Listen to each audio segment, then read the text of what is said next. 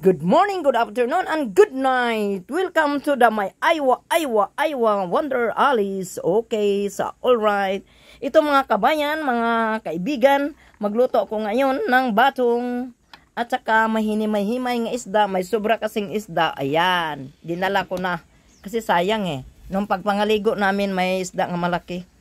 Ayan, hinimay-himay ko na yan. Naka-prepare. At saka ito yung unang gata. Ito yung pangalawa. Ito ang ihalo ko ngayon.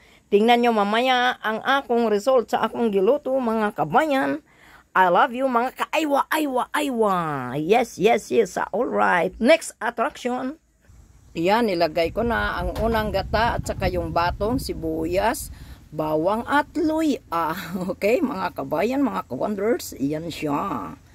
Pagpakulo yan, lagyan ko na yan ng... Yan, nilagay ko na naman ang isda nga hinimay-himay at saka talong. Yan yung unang gata ang niluto ko nito sa batong. Okay? So, alright. Next attraction. Aywan, nagkulo-kulo na naman. Ilagay ko na ang pangalawang gata. Yes, alright. Oh, sarap to. Halo mga kabayan, lami kayong akong giluto. Malutulo git ninyong laway ani ba. Lami kayo siya bay. Malami kayo mga kabayan ang akong giluto. Sarap talaga ito kasi akong nagluto.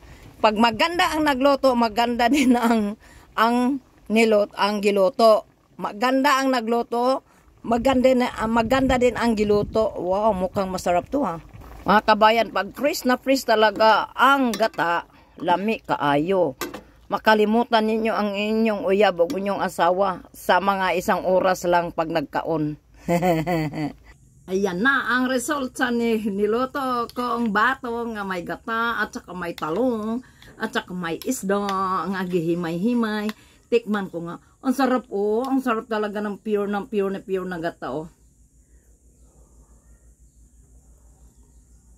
ang sarap talaga. Lami kaayo. Ayan. Minimahimay na isda at saka may talong at saka may siling malaki na pula. Sarap.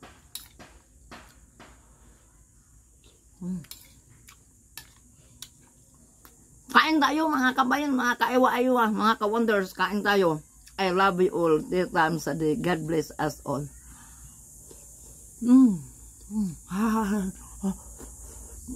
Pinat.